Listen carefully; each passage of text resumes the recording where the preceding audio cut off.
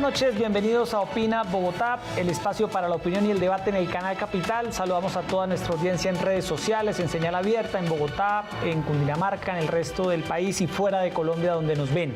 El próximo martes 17 de abril se define la suerte de una consulta anticorrupción que recogió ya 3.100.000 firmas, un récord en cuanto a apoyo ciudadano, y está pendiente del visto bueno del Congreso de la República para que, si tiene el visto bueno del Legislativo, llegue en los próximos 3 meses a las urnas y los colombianos se pronuncien sobre una consulta. Acá tenemos cómo sería la papeleta que establece Erika Fontalvo 7 puntos. 7 puntos que son cada uno muy distintos, como reducir el salario de los congresistas, cárcel para los corruptos y prohibirles volver a contratar con el Estado, contratación transparente obligatoria en todo el país, presupuestos públicos con participación de la ciudadanía, congresistas que deben rendir cuentas de su asistencia, votación y gestión, hacer públicas las propiedades e ingresos injustificados de políticos y extinguirles el dominio, y no más atornillados en el poder, dice la consulta. Máximo 3 periodos en corporaciones públicas para que no haya congresistas que durante toda su vida permanecen en el Congreso. Hola Jessy, ¿qué tal? Muy buenas noches para usted, para todos nuestros televidentes en Bogotá, en Cundinamarca, en el resto del país. Gracias por estar con nosotros en este Opina Bogotá. Y los ciudadanos respondieron de manera masiva, más de 4.300.000 participaron aportando sus firmas a esta propuesta de la Alianza Verde que ha venido liderando la actual candidata a la vicepresidencia, Claudia López, también la representante a la Cámara, Angélica Lozano, hoy senadora electa. Y mire, 3.100.000 firmas, decía usted, fueron avaladas por la registraduría. Ahora le toca al Congreso pronunciarse frente a este tema. Lo más importante es que haya quórum, ¿no? Tienen que alrededor de 50 congresistas estar presentes, y basta con mayoría simple para que este tema de la consulta anticorrupción pueda salir adelante. También está la opción de que no sea así y se hunda nuevamente, con lo cual prácticamente no habría plan C, porque el plan A fue Congreso, donde nunca ha avanzado un tema relacionado con este tema.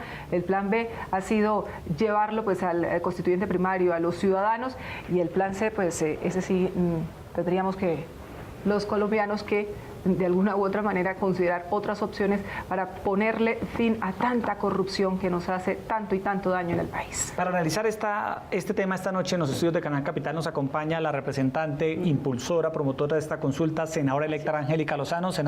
¿Representante o senadora? ¿Cómo le podríamos decir? Angélica. Representante. Senadora se posiciona ahora en julio. No, representante. Bienvenida a Canal Capital. Un gusto para mí tener este espacio para discutir la consulta que es de todos los colombianos. Y también nos acompaña el exsecretario de Transparencia de la Presidencia de la República, Camilo Enciso, que actualmente dirige la ONG Instituto Internacional de Estudios Anticorrupción. Camilo, bienvenido a Canal Capital. Jessy, muchas gracias por la invitación, un cordial saludo. Erika y Angélica, es un gusto estar acá discutiendo estos temas tan importantes con ustedes. Bueno, representante, entremos en materia. El tema de la consulta. El próximo martes se define su futuro. Usted ha venido impulsando esto con mucho ánimo por todo el país. Sí. ¿Qué espera que pase el martes? Pues con el corazón en la mano estamos haciendo todo el trabajo. Esta es una causa que nos unió como colombianos, porque firmó gente de derecha, Erika, de centro, de izquierda. ¿Y sabe quiénes? Los apolíticos, los que dicen yo no le creo a nadie, entonces yo voto en blanco o yo soy abstencionista. La gente dijo, pero esto sí me interesa, y para esto muchos inscribieron la cédula, gente que nunca ha votado. Entonces lo más importante es que ese proceso colectivo, gente desde todo el país imprimió la hojita, recogió la firma, dio la discusión en la casa, en el trabajo, por aquí estuvimos, desde el exterior mandaron las firmas, los ciudadanos ya hicimos lo propio. Y quiero resaltar eso, esto es un trabajo por encima de nuestras diferencias. Yo nunca olvidaré, unos señores me dijeron, usted me cae mal, yo pienso distinto a usted, yo soy uribista, pero esto sí me gusta, perfecto, porque es que estos 7 preguntas las hemos intentado personas de todos los estilos. Parte del origen de esta consulta, Erika, estuvo en el referendo de Uribe del 2003. Que no alcanzó el umbral, y entonces mucha gente ha puesto sus granitos de arena, los ladrillos como para lograr estas medidas, y hoy estamos ante la posibilidad. Si el Senado dice que no, pues sería una gran tristeza, porque le está diciendo a los ciudadanos no deje así, ni cambiamos nosotros en el Congreso como lo dijiste, ni permitimos que ustedes hagan los cambios en la consulta y no hay plan C. La Constitución y el trámite legal, no hay plan C, esperar. Entonces la clase política tiene la oportunidad de sintonizarse y de reconocer que sus electores, la gente que vota por los liberales, por el Centro Democrático, por los verdes, dice, estamos mamados de la corrupción y nos unimos por esto. Señor Enciso, estamos mamados de la corrupción. Eso yo creo que usted coincide plenamente en ese tema porque la ha combatido desde distintos escenarios. Pero este tipo de consultas que se lleven al Congreso, este tipo de iniciativas, sirven verdaderamente, están llamados a cambiar estas prácticas que están tan enquistadas en la clase política, incluso en la sociedad colombiana, en el marco de la cultura de la ilegalidad, en la que todo lo fácil es lo que vale. Yo quiero empezar llamando la atención, Erika, sobre un aspecto fundamental de la consulta. Y es que la consulta en esta oportunidad le brinda una oportunidad de oro al país por estrenar uno de los mecanismos de participación ciudadana más interesantes, que es la consulta popular. Realmente yo apoyo el proceso en la medida que invitemos a la ciudadanía a participar y a participar responsablemente, porque yo de todos modos soy crítico frente a varios de los puntos de la consulta, como seguramente voy a estar compartiendo a lo largo de esta conversación. Pero eso no quiere decir que la gente no tenga la responsabilidad y el deber cívico de hacer la tarea de estudiar cada uno de los puntos, de tomar su decisión propia sobre si cada uno de los elementos que se le están preguntando son convenientes o no para el país, si realmente contribuyen a la lucha contra la corrupción.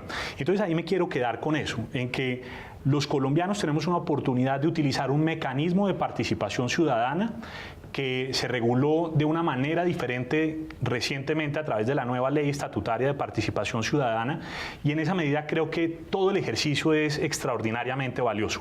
Sin embargo, creo que el diablo está en los detalles, y ahí sí, robándome la frase de Alejandro Gaviria, alguien tiene que llevar la contraria. Y yo creo que la consulta de todos modos tiene varias debilidades que es importante advertirle a la ciudadanía. También tiene varias ventajas y le da valor agregado a la lucha contra la corrupción en varios aspectos que seguramente podremos conversar a lo largo de esta sesión. Erika, le propongo algo. Son 7 puntos que son puntuales. Vamos uno por uno y vamos mirando por qué se propone esto, por qué la representante lo apoya, y de pronto si lo apoya Camilo, pues ahí está su voto a favor, y si tiene reparo, pues lo escuchamos, y yo creo que así vamos organizando esta discusión. El primer punto dice... ¿Me dejas un momentico? Sí. ¿Qué es lo que se va a votar el martes? El Senado no tiene que decir si el 1, no el 3, bueno el 5, no. El Senado solo tiene que dar, según la ley, un concepto de conveniencia.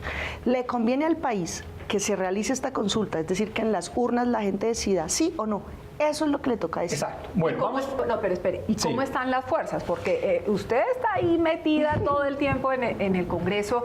¿Qué le han dicho? ¿Quién está de acuerdo? ¿Quién no? Hay algunos partidos que ya han fijado posición. Por ejemplo, el Centro Democrático ha dicho no le jalamos. No, el centro no ha dicho eso. José Obdulio Gaviria dijo que... José Obdulio dice que no lo haría. Por bronca con Claudia. Y resulta que así eso no es lo que va a ir a las urnas. Lo que va a ir a las urnas es otro tema. Paloma Valencia es la primera de este cuatrienio, porque ambas fuimos nuevas, en promover, por ejemplo, el punto 4, que es el corazón de la consulta antimermelada.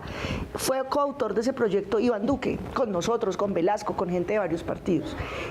Álvaro Uribe me lo dijo a mí, me gustan casi todos, me dijo, tengo que decidir porque de pronto en la etapa electoral, y lo que yo les he dicho es, podemos dejar esto para después de elecciones, pero que no se nos olvide que esta es una causa común por encima de nuestras diferencias. Entonces ahí vamos, unos dicen que sí, otros que no. El martes se destapan. Con los puntos que se llegarían, si así lo decide el Senado, a votar por parte de los ciudadanos, porque es importante lo que dice la representante. Esto lo va a decidir la gente si así lo decide el Congreso. Dice el punto 1, reducir el salario de los congresistas y altos funcionarios del Estado. La propuesta es, Erika, reducirle el salario a los congresistas de 40 a 25 salarios mínimos legales mensuales. Esos son alrededor de 30 millones de pesos. Fijando un tope de 25 salarios como la máxima remuneración mensual de los congresistas y los altos funcionarios del Estado, que están señalados en el artículo 197 de la Constitución. Entonces, empecemos con Camilo. En este caso, ¿este punto lo aprueba usted? ¿Lo objeta? Bueno, en particular este es uno de los puntos que a mí no me gusta. Y le voy a decir por qué. A mí me parece legítimo, me parece válido traer a la discusión pública si es conveniente o no reducirle el salario a los congresistas o a cualquier otro funcionario público, bien sea un magistrado, presidente, el contralor o el fiscal. Eso me parece válido dentro de una democracia y dentro de una discusión sobre la equidad, digamos, en cuanto a los salarios que se deben pagar en las instituciones, en el Estado. Sin embargo, lo que yo sí le objeto a este artículo, a esta pregunta, es que, primero, me parece que no tiene nada que ver con la lucha contra la corrupción. Y eso no solo lo digo yo, digamos, como una persona que ha estudiado este tema, hablando en estos días, por ejemplo, con Gloria María Borrero, la directora de la Corporación Excelencia en la Justicia, que es una persona que lleva décadas trabajando alrededor de este tema. Ella también me comparte su preocupación. Me dice, me parece que esta es una propuesta antitécnica, no es una propuesta que realmente contribuya a solucionar el problema de la corrupción y además puede traer muchos otros problemas. Y le doy solo un ejemplo. En Colombia tenemos un grave problema para atraer a los abogados recién graduados a trabajar en la rama judicial. Por la vía de este artículo vamos a terminar reduciéndole el salario no solo a los congresistas, y eso es importante que los colombianos lo conozcan, porque la pregunta que se hace una referencia, un reenvío al artículo 197 de la Constitución, en donde se mencionan otros funcionarios. Entonces, lo que la consulta está preguntando es si usted está de acuerdo en bajarle el salario a los congresistas, a los magistrados de todas las altas cortes, al presidente, al vicepresidente, al fiscal general, al contralor, etcétera, a todos los que están nombrados en ese artículo. Y me parece que vamos a terminar generando un incentivo que no es sano, en el sentido de que mucha gente va a terminar prefiriendo, en vez de hacer la carrera en la rama judicial o en las CIAs, hacer el trampolín o el juego de la puerta giratoria. Y es, me voy a trabajar al sector privado como abogado, como litigante, me forro, me gano un montón de plata y después de que la tengo, entonces ya hago la apuesta para llegar a las altas cortes porque sé que allá no voy a ganarme tanta plata. Ahora, insisto, la discusión de si los 40 salarios o los 25 salarios son mucha plata o poquita, creo que es una discusión que debe darse en otro escenario, pero no veo cómo contribuye a la lucha contra la corrupción. Bueno, ahí está la primera pregunta. Representante Angélica, ¿por qué usted apoya esta propuesta? Esta es una medida de equidad. Son 7 mandatos, el primero de equidad y 6 de anticorrupción. Resulta que en Colombia tenemos un salario de 41 salarios mínimos los congresistas. ¿Saben cuánto gana un congresista alemán, un parlamentario de Alemania, de Holanda, países desarrollados, de otro nivel de vida, donde los estándares de vida de los ciudadanos comunes y más modestos son altos? Pues ganan mucho menos que nosotros. Un parlamentario alemán que me vio recogiendo firmas en la Feria del Libro el año pasado me hizo cuentas y se gana 6.000 euros. 6.000 euros son 18 millones de pesos. Lo que nosotros proponemos es aterrizar de 40 salarios mínimos a lo que gana un ministro, que es un cargo directivo, que son 25 salarios mínimos. 25 salarios mínimos son 18 millones de pesos. Mucha gente dice, no lo dijo Camilo, dijo, eso es populismo. Mucha gente en la calle dice, póngalos a ganar un mínimo, que vivan con un mínimo. A ver, eso podría ser populista. No, 25 salarios mínimos. Les voy a contar la escala. Estos datos son de ayer, me los dio el director del DANI. El 54% de los colombianos vive con menos de 800.000 pesos. El 32% vive con plata entre 1 y 2 salarios mínimos, o sea, entre 800 y 1.600.000 pesos. O sea, tenemos a 86% de la población por debajo de 2 salarios mínimos de lejos. Solo el 1% de la gente tiene más de 12 salarios mínimos, 12. ¿Cuánto es eso? 9.600.000 pesos percibe el 1% de la gente en nuestro país. Y 12 salarios, los congresistas ganamos 41. Eso es inequitativo. Por eso es que hay un desconecte entre esa clase dirigente y el ciudadano común y corriente que está en el rebusque y que está haciendo empresa y que trabaja duro. Yo vi aprobar el aumento del IVA en el Congreso del 16 al 19% en 58 segundos. Claro, con ese nivel de ingreso, 3%, se pierde la proporción. Esto va a pasar de costar 2.000 a 2.500. ¿Cierto? Entonces, esta es una medida de equidad, no de anticorrupción. Alguna gente dice, entonces si usted les baja el sueldo van a robar más. No, la gente que está desempleada, que está en el rebusque roba, no, la gente trabaja muy duro. Entonces, esta es una medida de aterrizar esa dirigencia disminuir esa brecha y acercarla a la ciudadanía común y corriente. En Alemania, en Holanda sí pueden, pero no, en Colombia necesitamos una clase por encima y distante de la gente. Redondeo con lo que decía Camilo frente a la afectación a otras personas, a otros cargos. Ese primer punto afecta a los del artículo 197 de la Constitución, por ejemplo, los magistrados de las altas cortes, los procuradores. No afecta al abogado recién abogado, ni, graduado, ni afecta al abogado, ni al sustanciador, ni al auxiliar, ni al mediano, ni al tribunal. Afecta a los de la cúpula.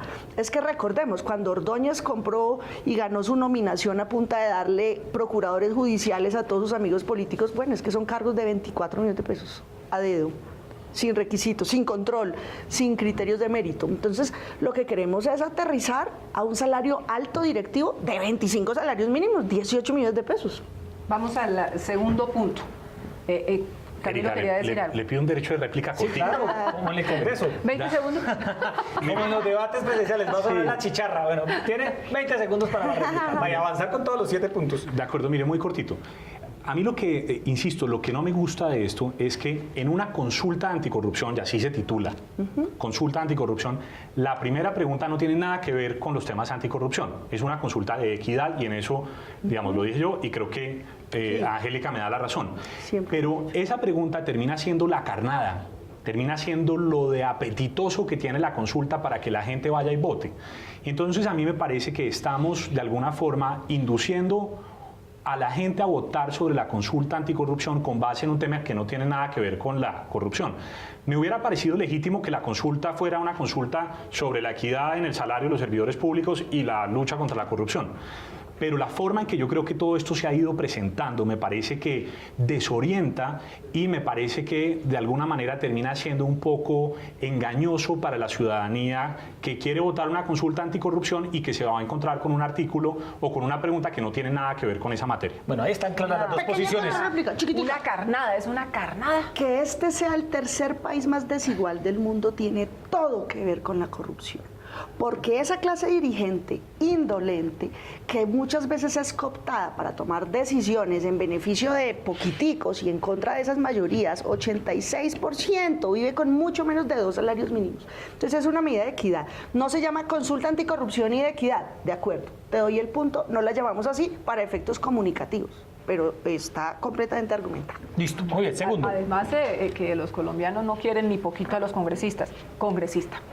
Bueno, vamos a la pregunta 2. Cárcel a corruptos y prohibirles volver a contratar con el Estado. Aquí sí ya entramos en las preguntas puntuales relacionadas con hechos de corrupción. Y la pregunta es la siguiente. ¿Aprueba usted que las personas condenadas por corrupción y delitos contra la administración pública deban cumplir la totalidad de las penas en la cárcel sin posibilidad de reclusión especial y que el Estado unilateralmente pueda dar por terminados esos contratos con ellas y con las personas jurídicas de las que hagan parte sin que haya lugar a indemnización alguna para el contratista ni posibilidad de volver a contratar con el Estado? Camilo. Bueno, partamos esta pregunta para hacer el análisis con todas las de la ley. Sí, tiene dos temas. Lo primero, la pregunta busca que aquellas personas condenadas por corrupción paguen la pena en la cárcel sin ningún tipo de reclusión especial. Yo lo que creo es que la pregunta es bien intencionada, pero pone el acento en el lugar equivocado. Porque el lugar en el que realmente la justicia penal en materia de lucha contra la corrupción está teniendo el gran problema es en todo lo relacionado con los principios de oportunidad, los acuerdos o preacuerdos y negociaciones y las normas que regulan la materia del allanamiento a cargos. Ahí es en donde realmente estamos teniendo el gran problema y es en donde el Estatuto Anticorrupción se quedó corto. Pero el problema es que la pregunta número 2 realmente no resuelve ese problema. La pregunta lo que le dice es que si aquellas personas condenadas por corrupción paguen la pena de cárcel sin reclusión especial, pero es que eso ya hoy en día lo dice el Estatuto Anticorrupción. Pero, insisto, se nos está quedando un vacío, digamos, estamos dejando una laguna que ya estaba en el Estatuto Anticorrupción y nuevamente la consulta anticorrupción que hubiera podido llenar ese vacío no lo está llenando. Entonces, ese es un primer problema. Hablemos de esa parte, es que la pregunta tiene dos temas, ¿cierto? Sí, Pues, no. la cárcel a los corruptos. Dejemos Es que lo termine. otro tiene que ver con contratación. Bueno, entonces arranquemos ahí. Cárcel Sí. a corruptos. Sí, reclusión especial. ¿Por qué la consulta no se mete con los principios de oportunidad y los preacuerdos? Porque esos son instrumentos de política criminal de negociación para que los delincuentes canten, aporten pruebas, entreguen bandidos y obtienen unos beneficios. Esos son potestad de la Fiscalía que yo creo que los está usando regular. ¿Qué es lo que dice esto? Y le voy a dar un ejemplo. ¿Se acuerdan de Otto Bula, el primero de los claro. excongresistas que apareció de mandadero de estos maletín y plata de Odebrecht? El señor fue congresista alguna vez, ni siquiera sé en qué año. Y por el solo hecho de haber sido congresista, hoy tiene derecho a una reclusión especial. Le doy el ejemplo. La ley 65 del 93, en su artículo 29, está vigente. Y un ampón como eso, como fue congresista, tiene derecho. ¿Qué dice ese articulito? Que las personas de elección popular y de ciertos cargos del Estado tendrán condiciones especiales de reclusión. ¿De dónde salió la semana pasada un exministro de Estado de estar preso varios años? De la base naval de Cartagena. Eso es Samuel Moreno, la en el caso de picota. Bogotá, está Samuel Moreno en la vive Escuela de en la Carabineros. Escuela de Carabineros. ¿Dónde están los concejales del carrusel de la contratación? En CESPO. Esa escuela, esas instalaciones son para que nuestros militares y policías se formen y se preparen. Entonces, hoy existe, y tengo la lista de quiénes están, esto está a cargo del INPEC, entonces es completamente distinto a los instrumentos que mencionó Camilo. ¿Y por qué la consulta no se metió con el principio de oportunidad? Porque es un tema de política criminal que no se debe someter pues a la voluntad ciudadana, porque eso tiene muchas aristas y complejidad. Listo. Avancemos, segunda Camilo, parte. en la segunda parte Lo de del la punto dos. contratación con el Estado. La segunda parte es en donde se plantea que se puedan terminar los contratos sin indemnización. La verdad es que la ley 80 ya regula eso por una razón elemental, y es que bajo las reglas generales del derecho un contrato es nulo si tiene objeto o causa ilícita, y en este caso la ley 80 ha determinado que cualquier contrato que adolezca de esos vicios será considerado nulo y el Estado podrá declarar la terminación unilateral del contrato. Entonces, eso por un lado. Pero además la ley 80 también dice que podrá terminar esos contratos de esa manera sin indemnización. Entonces, esto es algo que ya existe en la ley. Luego, acá le estamos consultando a la gente algo que ya contiene la norma. Yo creo ¿Pero que... se cumple? Yo lo que creo es que, sí, yo lo que creo es que cuando se redactó, probablemente cuando se redactaron las preguntas de la consulta, se confundió tal vez el concepto de indemnización con el de la compensación por los servicios o las obras efectivamente ejecutadas o desarrolladas, que eso es otro tema en donde hay una jurisprudencia larga del Consejo de Estado y hubiera requerido un tratamiento distinto. Pero la pregunta que se está haciendo no nos resuelve el problema de las compensaciones. Únicamente atiende el problema de la indemnización, que, insisto, ya tiene una solución en la Ley 80 que sí permite la terminación unilateral sin indemnización. Le falta un detallito a Camilo, y es que la misma Ley 80 en el artículo 9 dice que lo puede terminar el Estado, un contrato obtenido con corrupción, siempre y cuando el contratista corrupto ceda el contrato. Firme, está bien, le cedo el contrato a fulano de tal. Y si el contratista corrupto no cede el contrato, no pasa nada. No puede el Estado ni anularlo, ni terminarlo, ni liquidarlo, ni asignarle ese contrato, esa obra, esa necesidad a que otro contratista sí lo termine y lo lleve a buen final. Entonces, el artículo 9 de la Ley 80, y por fortuna ustedes mismos lo pueden revisar, habla de la cesión contractual. Sí, y le vuelvo a poner Odebrecht. El ministro de Hacienda ha estado todo encartado negociando con Odebrecht, porque tras del hecho se le sale a deber. Hay que pagarle lo que esté en juego, digamos, de la obra todavía, pero además tiene que ceder. De modo que ese es el pequeño detalle que Camilo no comenta y que busca esta pregunta solucionar. Bueno, nos va a tocar como los candidatos presidenciales, porque si no, no vamos a tener los 7 puntos. Bueno, pero una si moción quisiera- de verdad, 30 segundos. Una moción, 20, mire. Yo creo que Angélica realmente se equivoca, y lo digo con el mayor respeto. La cesión de un contrato es completamente incompatible con la idea de la nulidad. La nulidad de un contrato que tiene objeto y causa lícita es absoluta. El contrato no se puede ceder.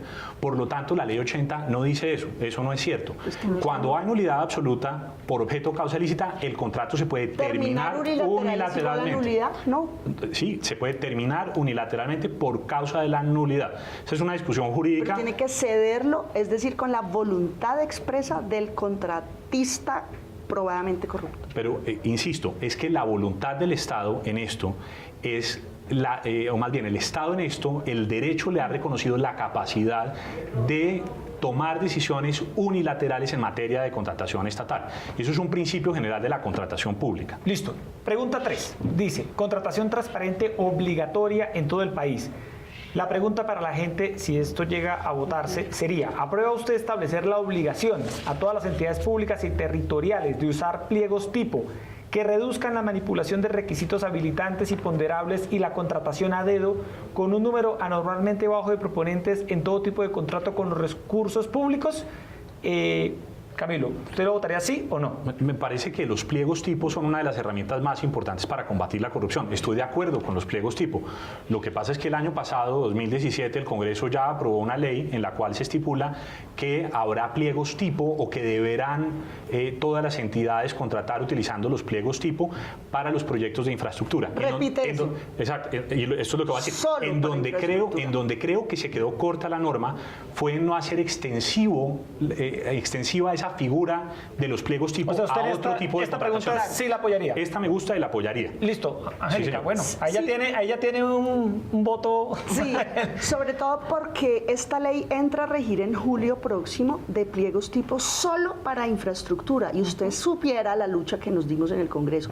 Estuvieron a esto de hundirlo. Entonces lo logramos, es positivo. Tuvo un liderazgo en este tema cambio radical que lo quiero destacar, no todo es pelea y controversia, ellos lo lideraron, lo apoyamos, pero solo infraestructura, y el PAE y las obras. Esto y el ampliaría resto de todos los sectores. Absolutamente. Perfecto, ahí ya hay coincidencia. La siguiente pregunta, la 4. Presupuestos públicos con participación de la ciudadanía. ¿Aprueba usted establecer la obligación de realizar audiencias públicas para que la ciudadanía y los corporados decidan el desglose y priorización del presupuesto de inversión de la nación, los departamentos, los municipios, así como la rendición de cuentas sobre su contratación y ejecución? ¿Cómo lo ve, Camilo? Mire, yo creo que ya tenemos algunos instrumentos que han dado pasos alrededor de esta materia. Por un lado, todo lo que está contemplado en la Ley Estatutaria de Participación Ciudadana, por un lado. Por otro lado, los mismos acuerdos de paz tienen algunos capítulos que específicamente se refieren a la necesidad de abrir esos espacios de participación, en particular en el punto 2.2 del acuerdo de paz. Entonces yo creo que ahí ya hay un mandato, digamos, del país que se refrendó, en donde hay una coincidencia en el sentido de que hay que generar esos nuevos espacios para que la ciudadanía pueda participar de mejor manera. A mí en general me gusta la idea, pero creo que hay que tener cuidado con lo siguiente, y es que deberíamos ser más claros en cómo regular la participación ciudadana en este tipo de audiencias públicas, sobre todo para definir el presupuesto, de manera tal que no terminemos lastimando el principio de la representación y el principio democrático, y que terminemos teniendo algunas personas que van a esas audiencias, 2, 10, 20, 50, 80 personas, podrían ser 300, pero que de alguna manera no reflejan o no representan la voluntad general o no representan a amplios sectores de la población. Eso es, en mi sentir, lo que debería hacer el Congreso. El Congreso es eso, es de alguna manera la representación de todos los territorios del país, del pueblo. Entonces hay que ser muy cautos en qué tanto poder le damos a las personas que participan en ese tipo de audiencias. ¿Pero esta vota sí o vota no? Voto depende. No, pero ahí sí no está en esta casilla, le faltó a Angélica poner aquí el depende. Bueno, mire, ahí va a pensar el voto. No, si lo tuviera que votar, votaría sí. Listo, muy bien. Pero sí le enviaría un mensaje al Congreso en el sentido de que cuando regule la materia sea cuidadoso para que no se nos vaya la mano, claro, y que sobre todo empujemos esta iniciativa en el nivel territorial, que es en donde me parece más valiosa. Angélica. Este es el punto más trascendental, transformador. Este punto 4 es el más difícil de entender, el más técnico, pero aquí hay una revolución. Las palabras son complejas, Angélica. Entonces voy a esforzarme por traducirlo. Hoy el presupuesto del Estado tiene 3 bolsas. Uno, el presupuesto nacional que se transfiere a los municipios. Eso funciona bastante bien porque tiene destinación específica, reglas y controles, que es lo que va para salud, educación, saneamiento básico. No digo los problemas de salud y no los desconozco, sino lo que se le transfiere directamente. La otra bolsa es regalías. Eso funciona muy regularcito, esas reglas están en ajuste, eso bueno. Pero la tercera bolsa, esa es la cueva de Rolando donde se roban la plata. Esa tercera bolsa son 34 billones de pesos del gobierno nacional que van a las regiones. Eso es opaco, no tiene reglas, no tiene controles, no tiene criterios. ¿Eso qué es? ¿Eso es participación? ¿Sistema general de participación? No, participación es en la primera bolsa, Sí. entonces va derechito. Son los cada proyectos municipio. regionales. Esta es el desglose de la inversión, las partidas La regionalizadas. famosa mermelada. Aquí es donde roban. Y yo aquí tengo que ser muy clara. Van a votar el martes 98 senadores, porque hay 4 senadores presos, 3 de la U y 1 del Partido Liberal, por esta pepa de este proyecto. Y no es solo este Congreso, es del anterior y del anterior y del anterior, con el gobierno de turno. Ahí es donde hacen los acuerdos. Entonces dice, listo, la carretera Ocaña, Gamarra o no sé qué, y por debajo, pero lo hace fulano. Y ese fulano le da una tajada al sutano. Y aquí yo creo, Camilo, que hay que dar una información precisa. En el Congreso, ¿quiénes están oponiendo? Me contó ayer una senadora de la U que hay unos líderes de la U que dicen, esto no puede pasar. 3 senadores son presos, son de la U. Sí, y Camilo ha sido miembro de la U, secretario del partido, o fuiste el que hizo las listas de los actuales congresistas. Absolutamente falso. ¿Hace 4 Angélica. años? ¿Qué No, cargo tenías cuando se hicieron las listas? Fui director del Centro de Pensamiento, no tuve absolutamente nada que ver con otorgamiento de avales. Es más, me he opuesto vehementemente a los avales que ha otorgado la U públicamente. Ahorita en los avales que entregó Aurelio Iragorri, que entregó el partido de la U. No, hace 4 años, ahorita no. Y hace 4 años únicamente estaba trabajando en el Centro de Pensamiento del partido. Entonces, nada que ver con lo que estás diciendo. ¿Por qué lo traigo a colación? Este es el punto que genera más resistencia, porque este es el punto que cambia completamente la relación de poder. No se trata de audiencias, no es de la ley de participación ciudadana, ni mucho menos de los acuerdos de paz. Ni se trata de llevar 10 personas a un salón a votar y alzar la mano. No. Audiencia pública y presupuesto público es que, por ejemplo, yo congresista quiero que baje el embarazo adolescente en Colombia, entonces que en público yo diga, y que lo sepan todos, los congresistas de otros partidos, los ciudadanos, todas las organizaciones sepan, 10.000 millones para bajar embarazo adolescente, de frente. ¿Y cómo se va a ejecutar eso? El ministerio respectivo con las políticas públicas, ¿en qué municipios y departamentos? Donde se determine que hay mayor gravedad. En Bogotá, por ejemplo, ha habido una reducción muy importante y está focalizada en unas localidades frente a otras, con indicadores, con seguimiento, que lo puedan ver desde los concejales, ediles, los que no ganan elecciones, los ciudadanos, las organizaciones de cualquier estilo. Es eso, no es llevar gente a aplaudir y alzar la mano y lograr. Listo, entonces perfecto. esto cambia la relación de poder entre ejecutivo y legislativo. Listo, vamos con el punto 5, Erika. Congresistas deben rendir cuentas de su asistencia, de su votación y de su gestión. ¿Aprueba usted obligar a los congresistas y demás corporados a rendir cuentas anualmente sobre su asistencia a iniciativas presentadas, votaciones, debates, gestión de intereses particulares o de lobistas, proyectos, partidas, inversiones públicas que haya gestionado y cargos públicos para los cuales hayan presentado candidatos? Camilo. Por supuesto que lo apoyo. Me parece que es apenas obvio y elemental que los Control congresistas social. tienen que rendir cuentas. Sí creo que hoy en día ya hay algunas herramientas que los obligan a rendir cuentas. Creo que la pregunta que hace la consulta incluye algunos ingredientes que me parecen valiosos.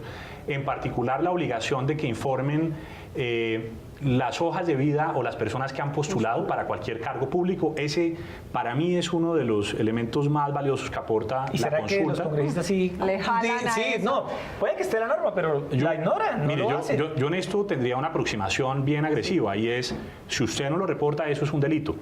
Yo incluso me iría hasta allá, porque yo sí creo que ese es un asunto de la mayor importancia para la opinión pública. Y también me parece clave el aspecto que tiene que ver con informar sobre las inversiones que han gestionado. Y antes de terminar esto, sí quisiera decirle algo a Angélica, y es que, mire, yo me acuerdo cuando se estaba debatiendo la ley de transparencia. Ayudó, Camilo ayudó. Angélica me llamó, y primera. esto es importante que el país lo sepa, Yo lo iba a me decir, llamó lo iba a a decirme, decir. oiga, usted que es del partido de la U, ¿por qué no me ayuda a llamar a los congresistas porque se me está rompiendo el quórum? Me tomé la tarea de llamar uno a uno a todos los congresistas de la U y me acuerdo lo feliz que quedó de haber podido trabajar en equipo. Sí. Entonces, Bueno, ese es un tema Y clave ahí. cuénteles quiénes lo hundieron. No sé efectivamente al final quién lo hundió. Yo creo que fueron congresistas de todos los partidos porque recuerdo las posiciones de congresistas de todos los partidos. Bueno, También listo. estoy seguro que estuvo el partido. Ahí vota usted sí, por lo que les Y ahí entendemos. yo destaco que Camilo, cuando fue secretario de Transparencia, me apoyó. Yo le dije, auxilio, hable con su bancada, que fue muy resistente, y apoyó mucho el punto 4, 5 y 6. 5 y 6, perdón, estaban en esa ley de transparencia que se hundió en cuarto y último debate. Bueno, pero entonces el punto 5, Camilo lo aprueba. ¿Algo sobre ese punto 5, representante? que la ley de participación y otras leyes han establecido la rendición de cuentas de concejales y diputados. Y en el último debate de esa ley, que fue antes, yo no estaba, alguien sacó la palabra congresistas para ¿Y eso que cómo se quedáramos haría, Angélica? eliminados. Porque es que son más de 100 congresistas solo en el Senado. Por ejemplo, mira, ahorita nos dieron el turno en la Cámara, creo que es 1 hora de cada uno, a mí me toca como en 10, 15 días, 1 hora de televisión del canal institucional dirigido a la región, a hacer audiencias, información tanto desde Bogotá y sobre todo en las regiones, porque es que el Congreso representa gente en todo lado. Entonces eso está inventado. La clave es que la gente pueda, por ejemplo, entrar y mirar quién votó sí o no al aumento del IVA de su región, de cualquier partido, de todo lado, y eso va a facilitar la relación y la cercanía y la rendición de cuentas. Esto tendría unos parámetros que están inventados y que funcionan bastante bien, y tiene algunas funciones las propias secretarías del Congreso. Hoy uno le tiene que entregar un informe al secretario de la Cámara y él lo publica. Lo que queremos ir es mucho más allá. Bueno, sigamos con el punto 6. Discúlpeme. Sí, Camilo. Solo una idea complementaria. Sí. Me parece que esta iniciativa debe ser complementada con una decisión unilateral del gobierno nacional, bien sea de este, yo lo impulsé sin éxito, pero de este gobierno o del que viene, en el sentido de hacer públicos los registros de citas de sus funcionarios con cualquier congresista o con cualquier ciudadano o con cualquier lobista. Y de esa manera usted logra controlar, pero además logra transparentar el Estado sin necesidad de que haya una ley de lobby, que ya sabemos la dificultad que tenemos de aprobarla en el Congreso. El que no lo haga que sea delito, y si se le detecta una cita no reportada que sea un delito, porque mucha gente se salta de esto, Camilo.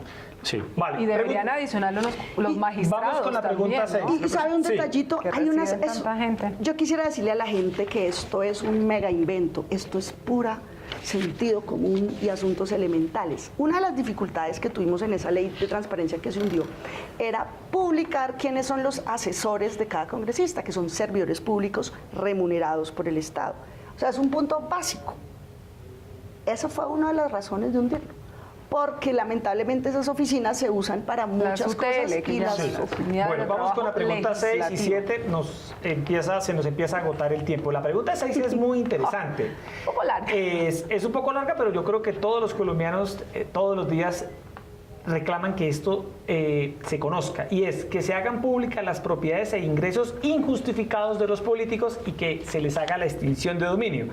La pregunta es, ¿aprueba usted obligar a todos los electos mediante voto popular a hacer público a escrutinio de la ciudadanía sus declaraciones de bienes, patrimonio, rentas, pago de impuestos y conflictos de intereses como requisito para posesionarse y ejercer el cargo, incorporando la facultad de iniciar de oficio investigaciones penales y aplicar la extinción de dominio al elegido y a su potencial red de testaferros como su cónyuge, compañero o compañera permanente, a sus parientes dentro del 4º grado de consanguinidad, 2º de afinidad y 1º civil, y a sus socios de derecho o de hecho? Camilo, esto es directo a la pepa de la corrupción en Colombia. ¿Sí o no? Yo la apoyo completamente, voto sí, pero sí quisiera decir que lamento que la pregunta no sea más amplia en el sentido siguiente. No, pues está, y es que únicamente... No. La pregunta podría ser más amplia, pero más corta. Okay. Lo que quiero decir es que la pregunta únicamente abarca a las personas que han sido electas y deja por fuera a los ministros, a los magistrados, a, digamos... Es increíble que eso no exista, Camilo. Claro, eso es increíble. Mire, países como países como Bolivia o como Argentina tienen un régimen general de publicidad plena de las declaraciones de bienes y rentas y conflictos de interés de los funcionarios públicos de alto nivel, de los altos dignatarios del Estado. Aquí es noticia cuando alguien dice, yo voy a publicar mi declaración de renta. Debería ser una obligación. Eso sí, es lo mínimo que un servidor público debería hacer, someterse al escrutinio. Pero eso que dice Camilo, nos quedamos corticos lastimosamente. Es importante en el sentido de haber también incluido a los que lo no reconozco. Para la próxima. Lo reconozco. ¿Ya no se puede modificar esa pregunta? No se le puede ni quitar. ¿Quién la escribió? Esa pregunta, ese pedacito largo al final, Antonio Navarro. Entre él y el de los pliegos tipo mire, atrás. Pero si el Congreso legisla alrededor de esto, ellos meterán a todo el mundo. Sí. Porque no van a ser los únicos que se van a someter al escrutinio, ellos lo van a ampliar. Si logramos este mandato ciudadano en las urnas para los votos electos por voto popular, que eso es desde edil hasta presidente, necesariamente hay un efecto virtuoso de jalarse otros servidores. Son 3 cosas. Y aquí los críticos de la consulta dicen eso ya existe. ¿Qué es lo que sí existe hoy y desde los años 90? Un formulario que uno llena cuando entra a un cargo y cuando sale de él, donde dice carro, marca, placa, año, apartamento, cuánto vale, deuda, cuánto deben la tarjeta de crédito en un crédito, si tiene En el caso de los servidores públicos. servidores públicos. Ese formato ya existe. ¿Qué es lo que propone la consulta? Que sea público, en línea, porque hoy está secreto, confidencial, reservado, bajo llave. Hoy un ciudadano no lo puede ver, todo lo hemos llenado. Entonces la propuesta es que sea público y que además sea pública la declaración de renta. Decía Vargas Lleras, eso existe desde los años 90 y yo lo hice. Sí, existe, pero está en un cajón bajo llave. Lo que nosotros queremos que esté en línea. Lo que cuenta Camilo, en Argentina hay un periódico que creo que se llama La Nación. Publica en línea Lanación.com es casi como El Tiempo, como El Espectador. Entonces hagan de cuenta, hay un convenio y entonces Sí, usted claro. entra a lanación.com y puede ver el año del carro gris, plateado, la placa. Puede ver la marca de las motos de Cristina Fernández de Kirchner. Puede ver cuánto vale Así de sencillo. la acción del club. Todo. Entonces, este punto busca que el formato que hoy existe y es secreto sea público, que la declaración de renta, que solo la publica quien quiere, por eso es que es noticia, sea pública. Ah, y coincide, ¿cómo es que coincide si tiene el pago de impuestos con los bienes? Y por último, los conflictos de interés. Eso ya existe, Claro. todos los tenemos que llenar en un cuadernito a mano, pero mucha gente no lo llena, a pesar de que es obligatorio. Nosotros queremos que las 3 piezas sean públicas y queden a disposición de los ciudadanos. Bueno, nos quedan ya Vamos 3 a la- minutos para la última pregunta. A la pregunta número 7, que se titula La última. No más atornillados en el poder, máximo 3 periodos en corporaciones públicas. ¿Aprueba usted establecer un límite de máximo 3 periodos para ser elegido y ejercer en una misma corporación de elección popular, como el Senado de la República, Cámara de Representantes, Asambleas Departamentales, Consejos Municipales y Juntas Administradoras Locales? En otras palabras, no quedarse a vivir en el Congreso, Camilo, como algunos de nuestros congresistas, por ejemplo, el congresista del Atlántico, Roberto Gerlain. Me parece que esta iniciativa ayuda a oxigenar la democracia, ayuda a oxigenar las corporaciones públicas. A mí me gusta la idea. Me parece, sin embargo, que estamos dejando de lado el gran debate que tiene que darse en Colombia, que es la reforma integral al sistema político y la reforma electoral. Yo creo que mientras en Colombia no tengamos un sistema político serio, un sistema electoral serio, con listas cerradas, con partidos políticos que voten en bancada, que con principios ideológicos, con una filosofía de partido seria, etcétera, con disciplina, lo que vamos a seguir viendo es unos políticos o unos politiqueros que siguen llegando al Congreso con su agenda propia y que al final, digamos que no le responden a nadie. Entonces, el simple hecho de poder oxigenar a la democracia y permitir que vaya entrando sangre nueva me parece positivo. Es una de las cosas que me parecen interesantes. Votaría que sí. Sí. y quiero de pronto redondear. Esta no es la salvación, esto no acaba la corrupción del todo, porque eso es un factor humano de las decisiones de cada uno. Pero sí es un kit de herramientas, de límites a las instituciones para ponerle ojos, para quitar las manos de donde no deben estar y para darle mucho poder al ciudadano sobre el servidor público. Una pregunta, cosita final. Erika, sí, para ir cerrando, por ejemplo, si esto se llega a votar, solo entran, como cada uno es una pregunta diferente. Eso iba a preguntar. Como en el caso de Camilo, le conté que creo que usted Uno está... sí le gustan los uno otros. sí, otro no, creo que votó usted como Camilo 5. no vota ni el 1 Ni el 2, dos. pero votó las otras sí. Son 4, las que 5, tengan 6, la 7, mayor sí. votación entrarían a regir, ¿cierto? Pilas colombianos, para que esto salga adelante se necesitan 12 millones de votos en las urnas. Listo. 12 millones es el umbral más alto, 33%. Y solo entran las que reúnan la mayor votación en cada Mitad más pregunta. uno, mitad más Perfecto. uno. Entonces, si esto llega a las urnas, volveremos aquí a hacer pedagogía. Hay que votarle sí a la que le gusta, no a la que le gusta. Y- Es válido votar no a una pregunta, es válido, es respetable. Camilo ha dado buenos argumentos en muchos de estos, pero hay que votar 7 veces. Bueno, muy ¿Y bien. cuándo sería la Si el Senado la dice que participación sí, ciudadana, la elección? 3 meses. Si el Senado La dice que votación. sí el martes, el presidente del registrador tiene 8 días para fijar la fecha en los próximos 3 meses. Yo creo que sería pegado a la elección presidencial segunda vuelta, al día anterior de la junio. segunda vuelta. No se puede hacer en la segunda vuelta, si hay segunda vuelta. No puede ser el mismo día, eso es algo que reformaremos después, porque mire, a los políticos sí les dejan hacer consulta el mismo día de elecciones y hasta les pagan por cada voto. Y en cambio a los ciudadanos no Bueno. les dejan coincidir. Camilo, gracias por estar esta noche en Opina Bogotá de Canal Capital. Muchas gracias a ustedes por la invitación.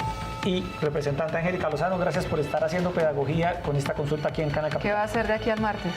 Hablar. Muchas gracias. Esto es de todos los colombianos. Si usted vota de derecha, si a usted le gusta Duque, si le gusta Vargas, si le gusta Petro, De la Calle, Vivian, Fajardo, esto es para ustedes. Por encima de esas diferencias está sacar adelante a nuestro país y eso lo podemos hacer solo juntos. Esto no es de fulano, de sutano, porque si no, no pasa de todo. Bueno, Erika, se nos acabó el tiempo.